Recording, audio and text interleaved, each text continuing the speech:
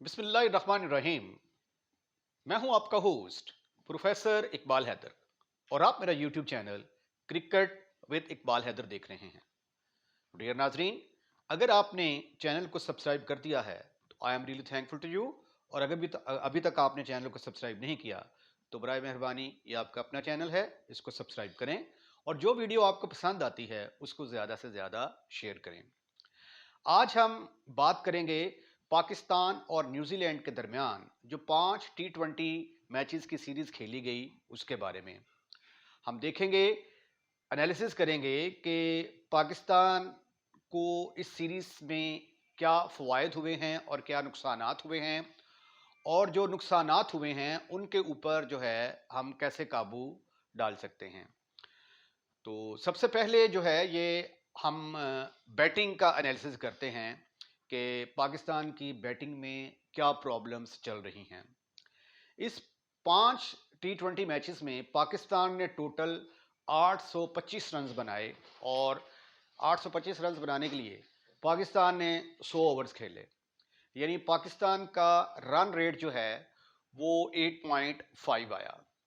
जबकि न्यूजीलैंड ने अपने 5 मैचेस में 894 रन बनाए, ये तकरीबन ऑलमोस्ट 50-51 रन ज़्यादा हैं। और उन्होंने 98 ओवर्स खेले तो उनका रन रेट 9.122 है। अगर आखिरी T20 में जहां पे न्यूजीलैंड की बैटिंग फ्लॉप हुई, पूरी टीम 92 रन बनाकर आउट हो गई, अगर उस मैच को माइनस कर दिया जाए तो बाकी 4 मैचेस में न्यूजीलैंड ने 10.3 के लिहाज से जो है एवरेज के लिहाज से उन्होंने रन्स बनाए। अब यहाँ पे जो गैप आ रहा है वो है हमारी जो रन रेट है वो 8.5 का है और जो न्यूजीलैंड का रन रेट है वो तकरीबन 10.3 का है। तो अब इस गैप को ख़त्म करने की ज़रूरत है।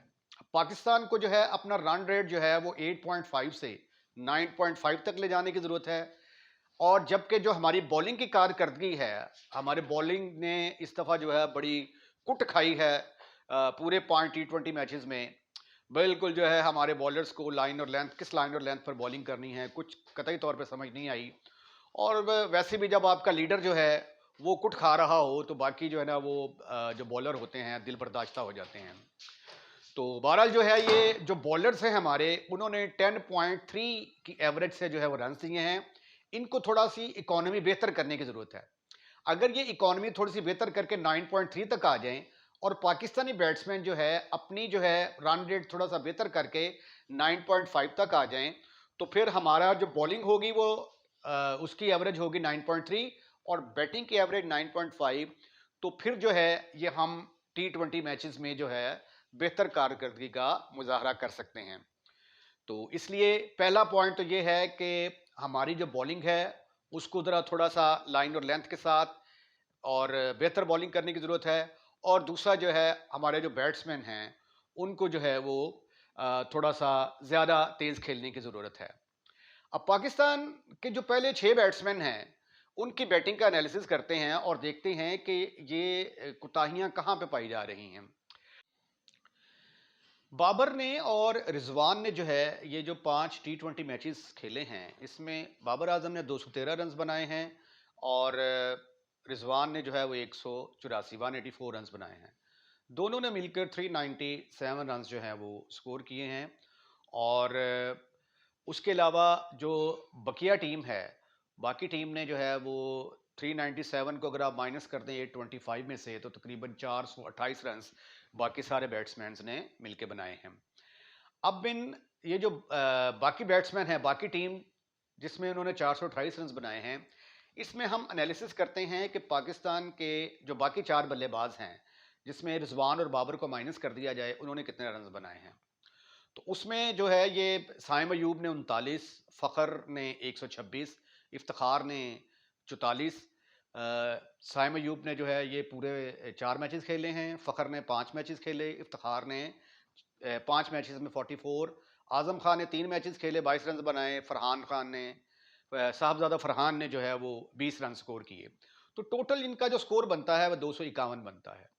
अब 251 को जब आप डिवाइड करते हैं 100 के ऊपर तो तकरीबन एवरेज जो है हमारी आती है को 25 पॉइंट समथिंग की। और इसमें से अगर हम फ़खर जमान के स्कोर निकाल दें, 126 रन उन्होंने बनाए हैं, तो बाकी बैट्समैनों की एवरेज जो है वो 12.5 के करीब, यानी बाकी सारे बैट्समैन ने बैट्समैन ने 5 मैचेस में सिर्फ और सिर्फ 125 रन बनाए हैं, जिसकी एवरेज 12.5 बनती है। तो अब यहाँ पे जो है ये गौरतलब बात है कि आपके 3 बैट्समैन जो हैं वो ठीक हैं, रिजवान और बाबर, और फ़खर जमान भी काफ़ी हद तक ठीक हैं। तो 3 स्लॉट्स जो हैं ये आपकी पक्की हैं। बाकी आपको जो है ना, जो प्रॉब्लम आ रही है वो मिडल ऑर्डर में आ रही है। तो मिडल ऑर्डर के लिए आपको ढूंढना है नंबर 4, 5 और 6।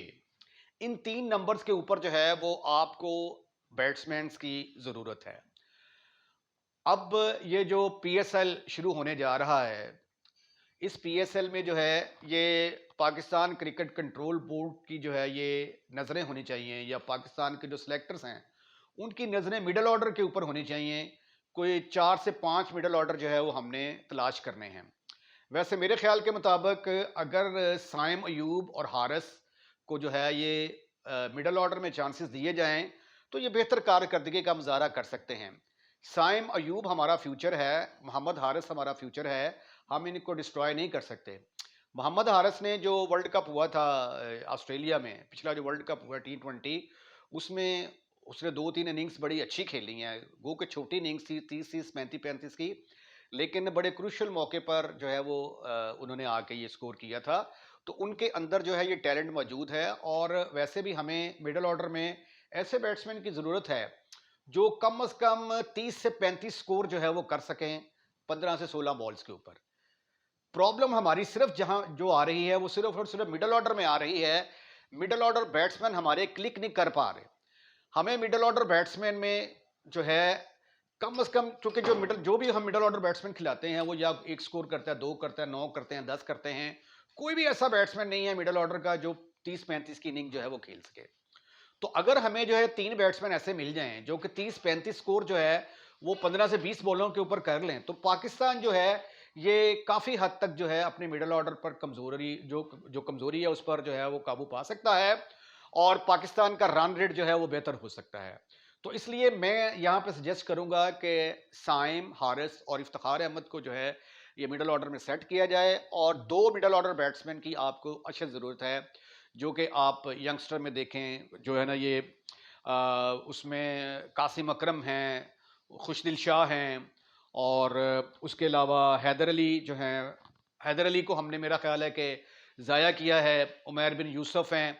तो ये जो नए बच्चे आ रहे हैं इनमें से जो है वो कुछ 2 जो है वो चीते किस्म के जो बच्चे जो हैं उनको जो है वो तलाश करने की ज़रूरत है। तो पाकिस्तान जो है वो इस तरीके से अपनी मिडल ऑर्डर पर जो है वो काबू, अपनी कमज़ोरी पर काबू डाल सकता है। अब बॉलिंग का जहाँ तक मसला है, तो बॉलिंग जो है वो मेन कंसर्न रहा है। अगर हम इस सीरीज़ में अंडर प्रेशर हुए हैं तो वो अपनी बॉलिंग की वजह से हुए हैं। हमारे बॉलर्स की कारकर्दगी जो है इंतहाई मायूस कुन रही। उसकी मेन वजह क्या है कि हमारे मेन बॉलर शाहीन शाह अफरीदी और हारिस रऊफ जो है उन्होंने फजूल और घटिया किस्म की बॉलिंग की। जबकि हमारे जो यंगस्टर, जिन लड़कों को हमने चांस दिया, जिसमें ज़बान थे, अब्बास अफरीदी थे, उन्होंने कदर बेहतर बॉलिंग का मुजाहरा किया। तो मेरा ख्याल है कि पाकिस्तान को जो है यंगस्टर्स को जो है वो मौके देने की ज़रूरत है। अभी जो है नसीम शाह अनफिट हैं, एहसानुल्लाह अनफिट हैं। तो जब ये टीम में आ जाएंगे उसके बाद मेरा नहीं ख्याल कि शाहीन अफरीदी और हारिस रऊफ की जो है वो जगह बनती है। तो मैं जो पाकिस्तानी फास्ट बॉलर्स जो रिकमेंड करूँगा इस जो मौजूदा सिचुएशन है उसमें शाहीन शाह चूँकि कप्तान है, मजबूरी है, आप उनको बाहर नहीं निकाल सकते।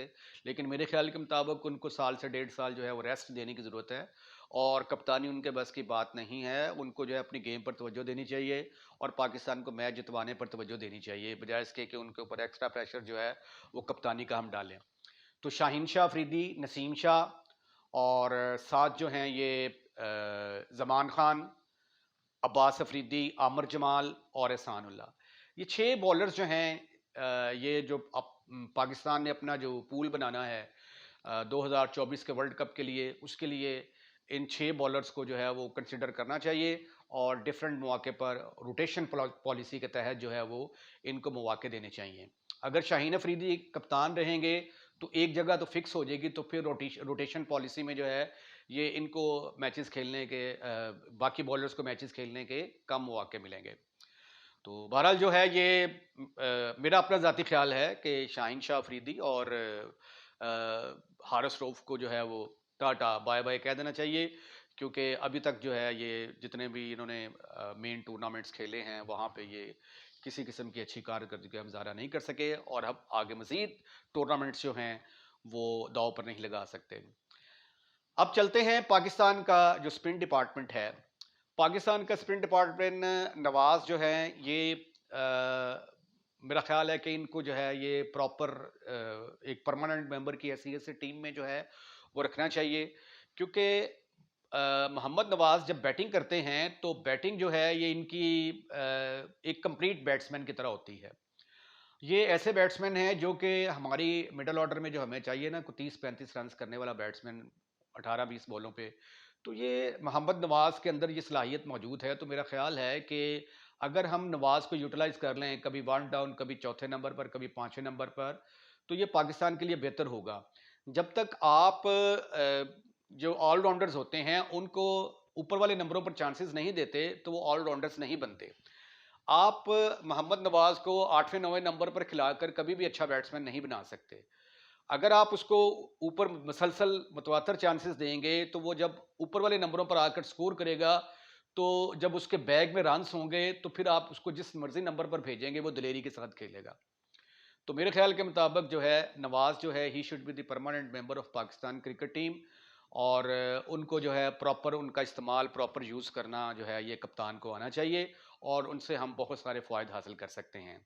क्योंकि बाकी जो हैं बॉलर्स अगर देखा जाए तो कोई भी ऐसा हमारे पास आउटस्टैंडिंग स्पिनर नहीं है जिसको जो विकेट टेकिंग बॉलर हो, जिसको जो हम स्पेशल जो है वो इनकी रिप्लेसमेंट पे ले आए, क्योंकि हमारे पास रिप्लेसमेंट है ही नहीं।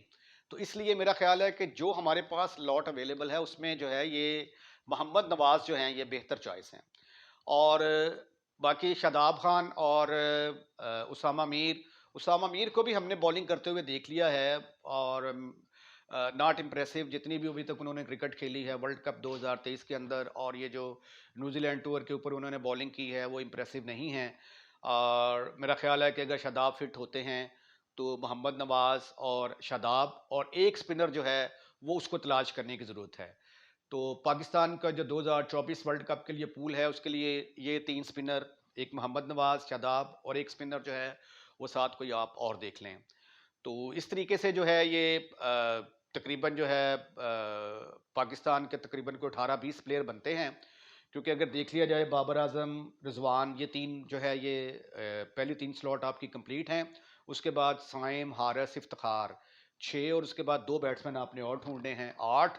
उसके बाद 6 आपके पास फास्ट बॉलर मैंने बता दिए 14, और 3 जो हैं ये आपके स्पिनर हो गए 14 और 3 17। तो तकरीबन और 1-2 बैट्समैन और देख लें, कोई बॉलर एक आध बॉलर और देख लें।